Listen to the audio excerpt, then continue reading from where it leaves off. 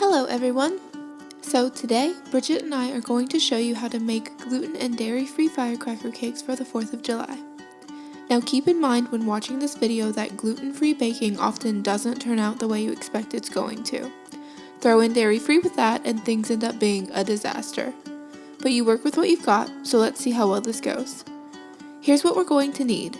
Half a cup of water, half a cup of oil, 3 large eggs at room temperature, 1 pack of your favorite gluten-free yellow cake mix. Brigitte and I decided to try out the Bob's Red Mill gluten and dairy-free yellow cake mix. You're going to want to make sure you check any gluten-free baking mix you buy to make sure that it is also dairy-free. However, if you don't have a problem with dairy, then you don't have to worry. 1 pack of your Betty Crocker's cookie icing. I read the ingredients of this one to make sure it was dairy-free.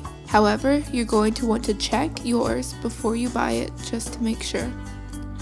1 small round cookie cutter, 1 even smaller round cake corer, 2 packs of your favorite flavored Pop Rocks, 1 pack of sparkler candles, you can find them in Target's party aisle, a container of blue food coloring, and a container of red food coloring.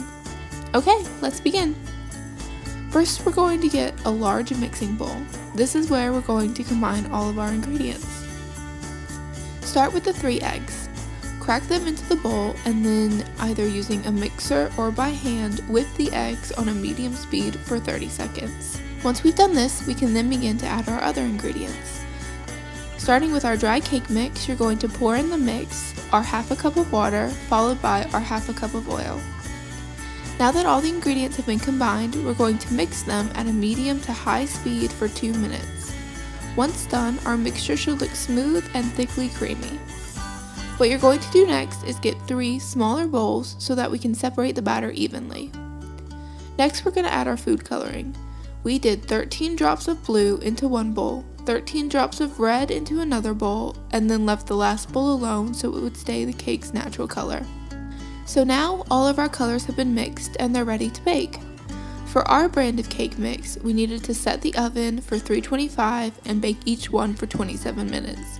But temperature and time will always vary depending on which mix you're using. Taking a small round baking pan, we began to bake our mixes one at a time, starting with blue. Once the blue cake had come out of the oven, we then moved on to our white batter and repeated this step again with the red. If you have multiple of the same size pan, this step will go a lot faster for you because you'll be able to bake them all at once. Now that they're all out of the oven, we needed to give them time to cool. So laying out a cooling rack, we gently took each cake out of the baking pan and laid them out on the rack. Once they were all out of the oven and had completely cooled on the rack, we needed to place them in the fridge for at least an hour to let them chill. This would ensure that when we later cut them, there would be a minimal amount of crumbs. Our cakes have now been chilling for about an hour or so. Now that they're nice and chilled, we can begin to cut them. We started off with our blue cake layer. Using our small round cookie cutter, we're going to take out as many circles from this cake layer that we can. Ta-da! Now repeat that process with both the white layer and the red layer. And now we're all done. So we finished cutting out our circles from the original layers.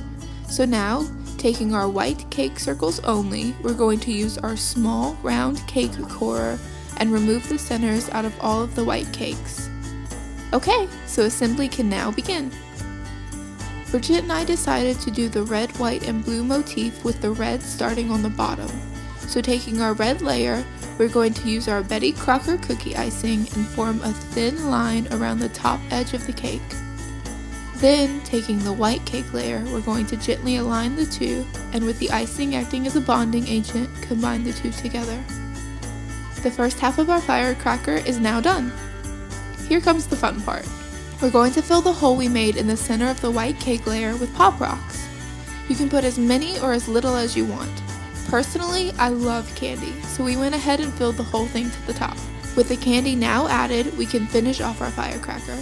Taking the icing, we're going to once again add a thin layer around the top edge of the white cake layer.